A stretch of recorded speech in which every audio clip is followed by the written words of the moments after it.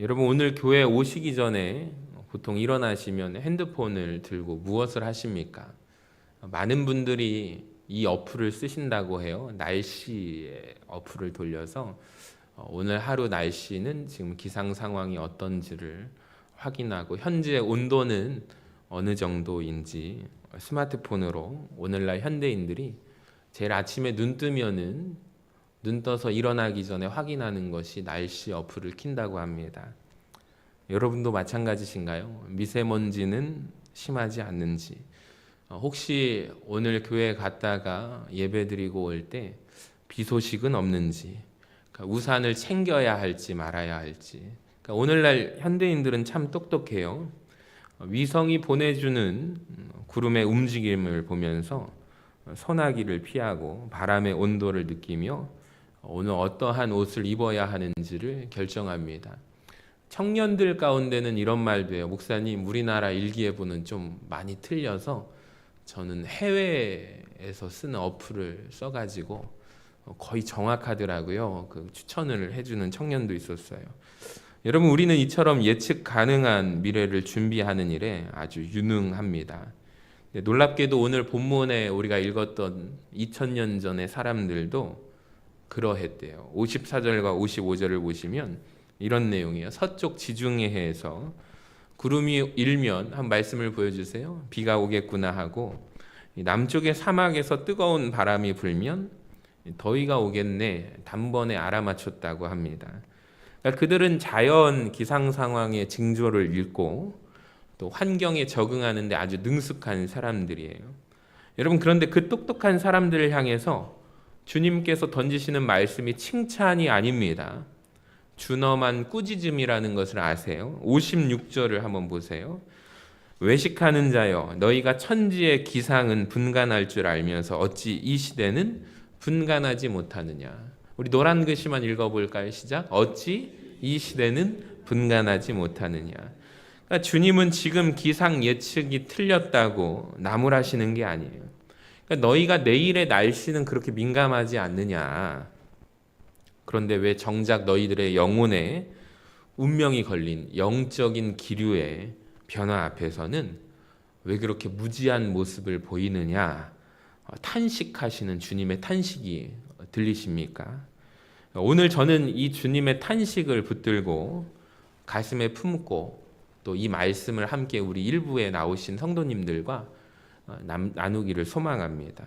여러분의 이 시간 영적인 안목이 새롭게 교정되는 시간이 되기를 원하고, 흘러가는 시간 속에서 하나님의 영원한 때를 붙잡는 결단의 시간이 되시기를 주님의 이름으로 간절히 축원합니다. 첫 번째로, 시대의 혼란 속에서 우리가 속지 말아야 하는 것은 속도입니다. 속도보다 방향을 분별해야 할 줄 아는 우리 모두가 되기를 소망합니다. 세상은 시간이 갈수록 유례 없이 똑똑해집니다. 스마트해집니다. 근데 영적으로는 어떨까요, 여러분? 영적으로는 전례 없이 어두워지고 혼탁하다는 것을 아세요?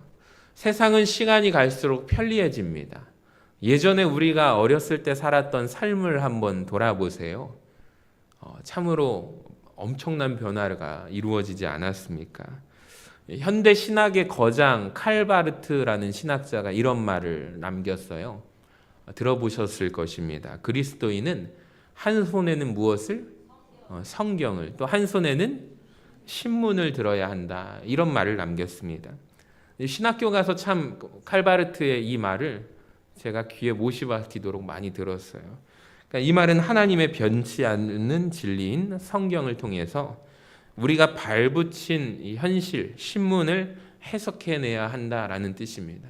특별히 우리 한국 기독교 장로회는 이 칼바르트의 신학을 이어받아서 이걸 강조하잖아요. 한 손에는 성경을, 한 손에는 신문을. 그래서 성경을 통하여 예언자적인 시각으로 하나님의 말씀을 담대하게 선포하는 그 예언자적인 사명을 우리가 받았다. 그렇게 신학교에서 가르치고 있거든요. 그러니까 성경은 우리가 사는 이 마지막 때를 향해서 무서운 예언을 던지거든요. 다니엘서를 한번 보여주시면 12장 4절에 제 노란 글씨만 한번 읽어보겠습니다. 많은 사람이 빨리 왕래하며 지식이 더하리라.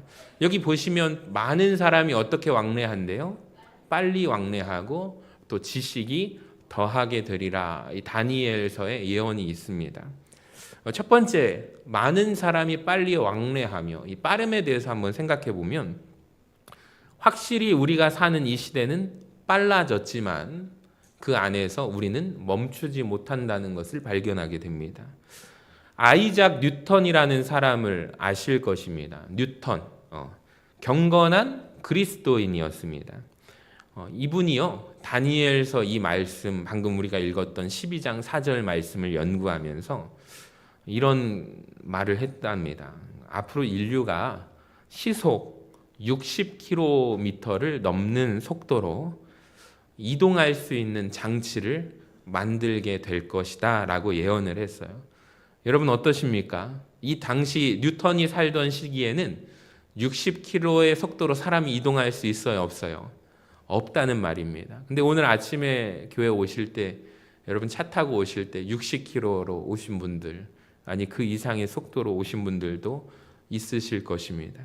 근데 그 당시에 뉴턴의 이 말을 듣고 무신론자였던 볼테르라는 사람을 한번 보여주시면 뉴턴의 말에 반박을 합니다. 이런 직설을 남겨요. 뉴턴이 성경에 미치더니 머리가 제정신이 아닌가 보다. 사람이 그 속도로 몇 킬로미터로? 60km 속도로 달리게 되면 사람의 심장이 어떻게 될 것이다? 멎어서 죽게 될 것이다. 여러분 어떻습니까? 볼테르는 그 당시에 사람이 시속 60km로 달리는 속도를 견딜 수가 없다.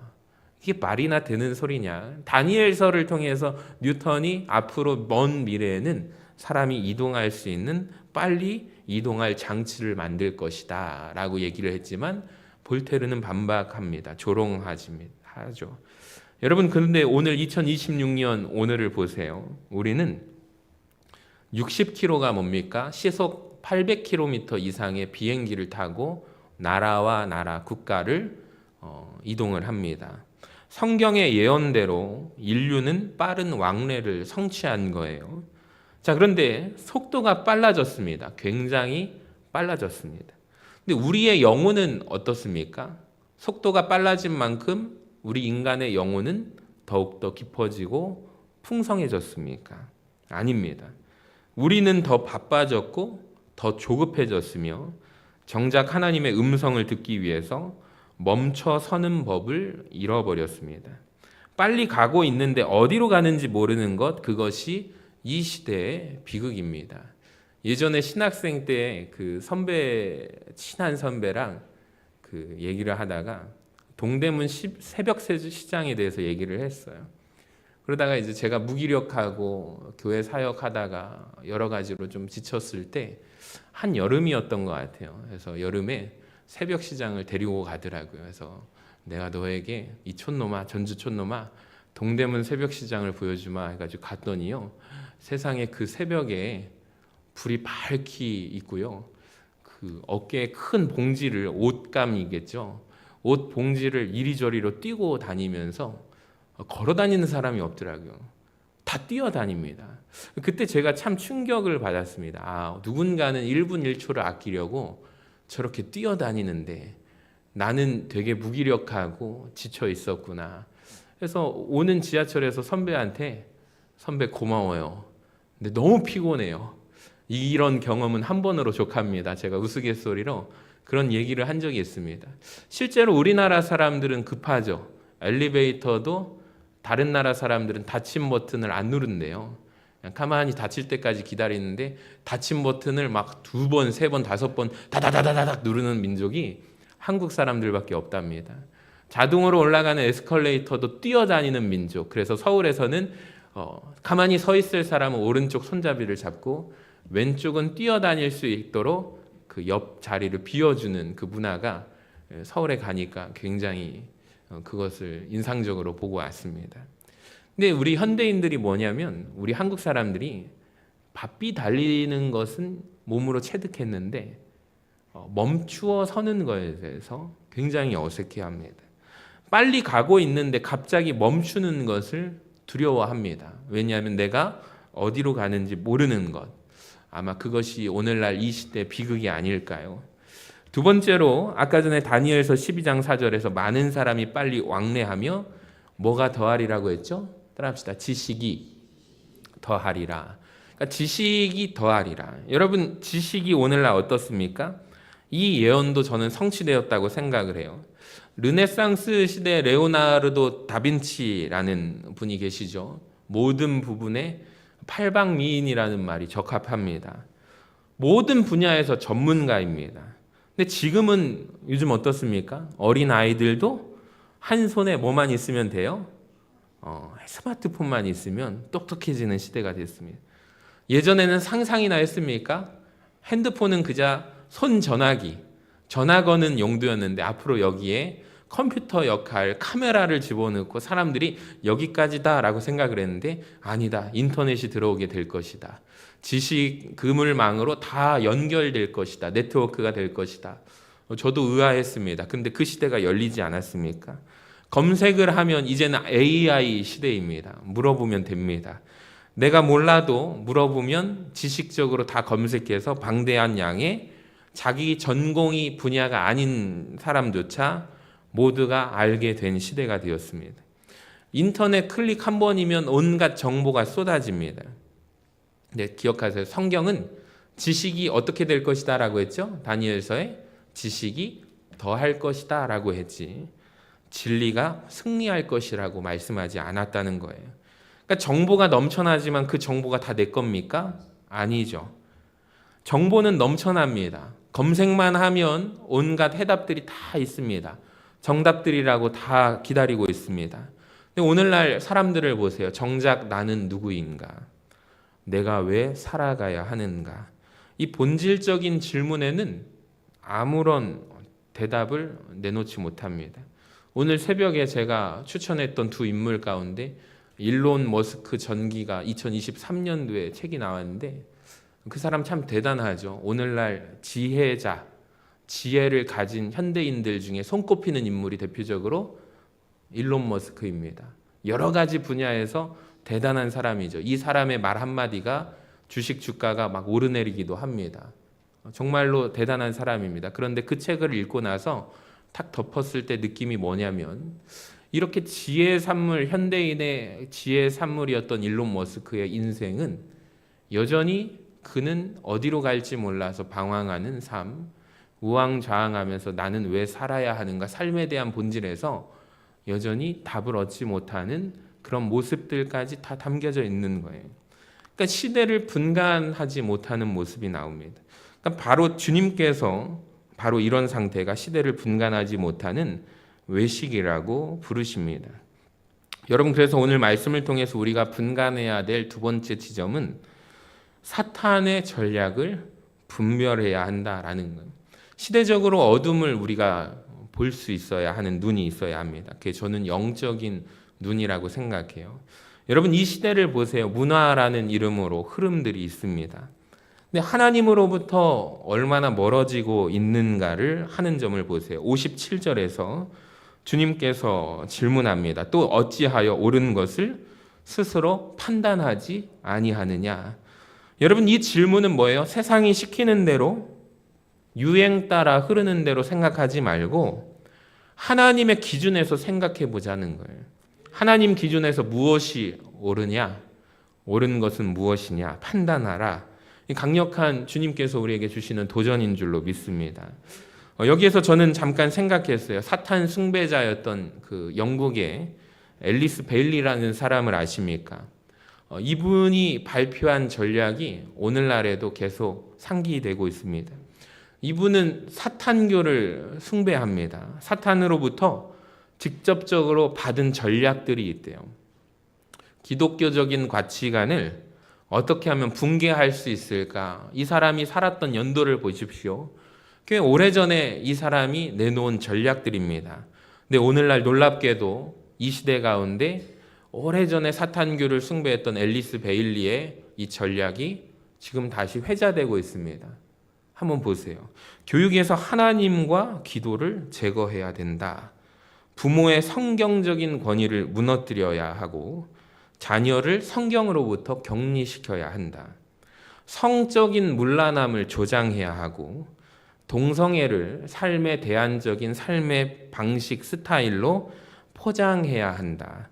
미디어를 장악해서 반기독교적 정서를 보편화해야 한다.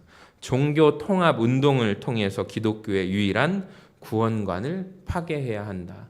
제가 좀 순화해서 말씀을 드렸지만 아주 직설적으로 성적으로 문란한 그 대안점들을 10가지 전략들을 한번 집에 가셔서 검색을 해보세요. 이 앨리스 베일리라는 사탄 숭배자의 이 논리가 지금 오늘날 시대에 거의 다 이루어지고 있습니다. 여러분, 이 전략들이 허구입니까? 오늘날 우리가 살아가는 매일 뉴스를 키면 나오는 보도들, 우리 자녀들이 배우는 가치관 속에 이 독버섯들이 퍼져 있다는 것을 인정할 수밖에 없어요. 인권과 평등이라는 아름다운 포장지로 감싸져 있지만 그 속의 내면을 자세히 들여다보면 하나님의 창조 질서를 거스리는 정신이 흐르고 있다는 것을 인정할 수밖에 없습니다. 그러니까 여러분, 이 시대적으로 흐르는 문화의 이 기류를 영적인 시각, 하나님의 시각 관점에서 우리가 읽어내지 못한다면 우리는 천지의 기상은 알면서도 이 시대를 분별하지 못하는 영적인 소경, 오늘 주님께서 하신 이 표현이 2000년 전의 사람들에게 해당하는 것이 아니라 오늘날을 살아가는 우리에게도 마찬가지로 적용될 수 있다는 것을 아십니까? 그리고 오늘 설교 말씀을 통해서 알아야 할 것은 설교의 핵심이기도 한데요. 세 번째, 시간에 두 개념이 있다는 거예요. 제가 예전에 설명을 했는데 같이 읽어볼까요? 하얀 글자 시작. 크로노스, 카이로스. 크로노스의 시간과 카이로스의 시간이 있습니다. 이 두 말은 헬라어입니다. 사실 오늘 본문을 읽었을 때 우리가 한글 성경으로는 이해되지 않는 개념들, 보통적으로 우리가 성경을 읽다 보면 이해되는 부분이 있지만 어떤 부분은 목회자를 통해서 꼭 해석을 들어야 하는 말씀 본문이 몇 본문이 있는데 오늘 말씀이 그러합니다. 왜 그러냐면 설교의 핵심입니다. 주님께서 시대를 분별하라 라고 말씀하셨는데 갑자기 58절을 한번 자세히 보세요. 무슨 이야기를 하냐면 재판 이야기를 하십니다. 우리도 의아합니다. 왜 주님께서 시대를 분별해야 된다라고 말씀하시다가 58절에서 재판 이야기를 하실까요? 이것은 성경 헬라어 원어에 담긴 시간의 두 단어, 아까 전에 크로노스의 시간과 카이로스의 시간을 이해해야 하기 때문입니다. 첫 번째, 크로노스의 의미는 흘러가는 물리적인 시간입니다. 우리가 흔히 말하는 시계를 보면 알 수 있는 시간의 개념이 크로노스의 시간입니다. 어제가 지나가면 오늘이 찾아옵니다. 1시가 지나면 몇 시가 되죠? 2시가 되는 것. 직선적인 시간입니다. 우리가 날씨를 살피고 먹고 살 것을 걱정하면서 노후를 대비하는 시간들도 마찬가지로 크로노스의 시간적인 삶의 개념입니다. 많은 성도들이, 그리스도인들이 교회에 앉아 있으면서도 내 마음은 여전히 크로노스에 갇혀 있습니다. 그래서 핸드폰을 자꾸 보시는 것, 시계를 자꾸 쳐다보시는 것은 내가 하나님 앞에 나와 있지만 내 마음은 분리된 상태입니다. 내 마음과 정신은 크로노스의 시간에 갇혀서 계속 확인하는 것입니다. 나 이 이후에 시간 약속이 있는데 예배가 끝나면 나는 무엇을 해야 될까? 또 누군가는 마음속에 고민을 가지고 있습니다. 이제 월세를 갚아야 되는데 그 약속한 길이 오는데, 카드 빚을 갚아야 되는데 그 약속한 길이 오는데, 이 물리적으로 부담감을 갖는 시간들입니다. 언제쯤 내 이 문제가 해결될 수 있을까? 언제쯤 내 형편이 나아질 수가 있을까? 어제 중고등부 학생들은 그 교회에서 목사님, 저 드디어 서신중 붙었어요. 할렐루야 그러더라고요. 그래서 참 언제 발표했니? 그랬더니 어제 발표를 했다는 거예요. 그래서 너무 기뻐하더라고요. 고등학교도 발표를 했다고 하더라고요. 우리 학생들이 이번 주에 얼마나 마음을 조마조마했는지 모릅니다. 누군가는 기뻐하고 누군가는 슬퍼합니다. 친한 친구들과 헤어져서 낯선 곳에 입학하는 자기의 마음이 동떨어진 마음을 갖고 있는 친구들도 있습니다. 바로 크로노스의 시간을 보내는 거죠. 자, 두 번째 카이로스의 시간에 대해서 보시면 하얀 글씨 같이 읽어볼까요? 시작. 하나님의 결정적인 시간. 크로노스의 개념은 흘러가는 직선적인 시간이라면 카이로스는 달라요. 한번 들어보세요. 뭐가 다르냐면 이 단순히 흘러가는 시간의 개념이 아닙니다. 하나님의 뜻이 이 땅에 침투하는 시간이 카이로스의 시간입니다. 예를 들어서 은혜 받을 만한 때, 영적인 결단이 필요한 내 삶의 순간. 우리 신년 기도회로 모였잖아요. 누군가는 결단을 해서 월요일부터 금요일까지 참여하니까 내 인생의 큰 변화와 올해를 하나님 앞에서 다짐하는 시간, 카이로스의 시간이죠. 어떤 분은 한번 처음으로 오셨어요. 아마 제가 목회 사역하면서 특별 저녁 기도에 나오시라고 광고했는데 처음 오신 분들이 꽤 몇 분 되십니다. 근데 참 감사한 게 그 다음 날에도 오셨을까요? 그 다음 날에는 안 오셨어요. 근데 그 다음 날에 오셨어요. 할렐루야. 얼마나 기쁜지 모릅니다. 헌금도 내셨어요. 그 기도 제목을 정성껏 적으셔가지고 이 보통 쉬운 일이 아닙니다. 여러분 한번 물질 헌금을 준비해 보세요. 기도 제목을 쓰기까지 최소 30분이라는 시간이 필요합니다. 일찍 와서 마음을 준비하고 펜을 들고 기도를 써야 그 기도를 쓸 수가 있는 거예요. 아무렇게나 휘갈겨서 쓸 수 있는 기도가 절대 안 됩니다. 미리 봉투를 가져가서 하나님 앞에 기도하면서 내 기도를 녹여가지고 어떤 분은 그래요. 목사님, 제 기도가 너무 많은데요. 그러면은 A4 용지 있잖아요. 거기다 다 적으세요. 접어가지고 헌금에다가 안에다가 접어서 넣으세요. 목사님, 그런 방법이 있네요. 진짜 지혜 아닌가요? 내 기도 제목이 많은 분들은 그렇게 쓰셔서 하세요. 제가 받아가지고 기도하거든요. 놀라시는 거예요. 그런 방법이 있었네요. 헌금 봉투 안에 그 짧은 기도를 쓰려면 여러분 어떤 분은 며칠을 고민해요.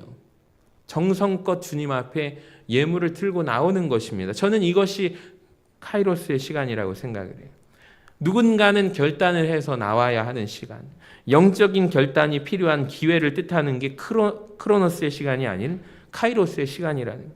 자, 56절에 주님께서 이 시대라는 단어를 보면은 이 시대, 따라합시다. 카이로스의 시간이에요. 당시에 이 단어를 보고 주님은 카이로스의 시간을 말한 거예요. 하나님의 시간. 근데 이 말을 듣고 지금 이 말은 제자들에게만 하시는 말씀이 아니라 무리들에게 예수님께서 하시는 말씀이거든요. 주님께서 말씀하시는 이 시대, 주님께서는 카이로스를 말하는데 이 사람들은 어떤 개념으로 이해하냐면 유대인들은 크로노스의 시간으로 이해하는 거예요. 날씨를 분별할 때 그들은 잘 분별했습니다. 근데 여러분 정작 영적인 소경이 되니까 내 곁에 누가 와 계신 거예요? 하나님의 아들이신 예수님이 내 곁에 있는데 그들은 알아보지 못했습니다. 주님이 기적을 베푸시는 것은 지금이 은혜의 때다 외치는 하늘의 신호였는데 그들은 영적인 눈이 소경으로 가려워지니까 여전히 크로노스의 걱정 속에 함몰되어 있고 하나님의 때, 하나님의 시간, 카이로스의 시간은 그들이 볼 수가 없었던 것이죠. 그래서 네 번째, 아직 길 위에 있을 때 지금이 결단의 카이로스의 시간이다라는 거예요. 58절을 보세요. 엄중히 경고하세요. 내가 너를 고발하는 자와 함께 법관에게 갈 때 길에서 화해하기를 힘쓰라. 이 말씀이 이해가 안 되잖아요.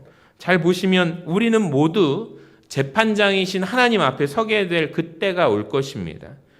우리 인생의 시계, 크로노스의 시간은 멈추는 날입니다. 자, 주님이 그때 말씀하세요. 길 위에 있을 때 화해하십시오. 여기에서 길 위란 무엇이냐면 바로 우리가 오늘 지금 숨쉬고 있는 지금 이 모든 순간 하나님이 우리에게 허락하신 은혜의 카이로스의 시간이라는 거예요. 하나님의 카이로스의 시간이 폭포수처럼 쏟아지는 예배 이 현장에 내가 앉아 있지만 여전히 세상 걱정과 내 개인적인 섭섭함 이 감정을 붙잡고 있으면 작은 틀에 갇혀 있으면 하나님의 은혜가 쏟아지는 이 현장에도 나는 전혀 젖지 않는 상태가 되는 거예요. 그 은혜를 놓치고 있다면 얼마나 비극적인 삶이라는 것입니까? 그러니까 주님께서 재판 이야기를 하신 이유는 명확한 거예요. 인생이라는 길을 지금 우리가 걷고 있는 지금 아직 우리에게 카이로스의 하나님의 시간의 기회가 남아있다. 지금 하나님 앞에 굴복하고 하나님과 더불어 화목하라 라고 말씀하고 있다는 것입니다. 크로노스의 끝자락에 가서 후회하지 말고 지금 이 순간을 카이로스의 명령으로 삼으라라는 고백이에요. 실제로 그렇습니다. 제가 병상세례도 한 적이 있는데 이분이 고백을 해요. 내가 젊었을 때 아내 따라서 교회를 나갔는데 그때 결단하고 예수 믿을 수 있는 기회가 그때 있었던 것 같아요. 아니, 사회생활을 했는데 직장 상사가 같이 교회 가자 손 내밀었을 때 가족이 이제 더 이상 자기에게 교회 가자고 얘기를 안 하더래요. 아내가 열심히 교회 가자 했는데도 나한테 그런 말 하지 말라고. 근데 어느 순간 배우자에게 이제 배우자 혼자 이제 신앙생활을 하면서 같이 교회 가자는 말을 안 하는 그때 직장 상사가 자기에게 손을 내밀어서 교회 가자. 그래서 아내는 열심히 교회 다니지만 전 교회 같은데 나가지 않습니다. 거절을 했다네요. 그럼 시간이 흘렀어요. 돌아가시기 전에 병상에 있었을 때 그때를 후회하시더라고요. 제가 세례를 베풀면서 주님이 나의 구주가 되심을 믿으십니까? 같이 그 병상 세례를 집례했을 때 그분이 아멘 하면서 했던 그때를 잊지를 못합니다. 여러분, 그 크로노스의 시간 속에 그분은 마지막 때에 하나님의 카이로스를 경험한 것이죠. 여러분, 우리가 하나님께서 우리에게 주시는 메시지는 분명하다고 생각해요. 우리 일상적인 흘러가는 시간에 매몰되지 말고 하나님의 때 시간을 분별하는 은혜가 있기를 주님의 이름으로 간절히 축원합니다. 여러분, 세상은 날이 갈수록 악해질 것입니다. 거리마다 죄악의 물결이 넘쳐날 것입니다.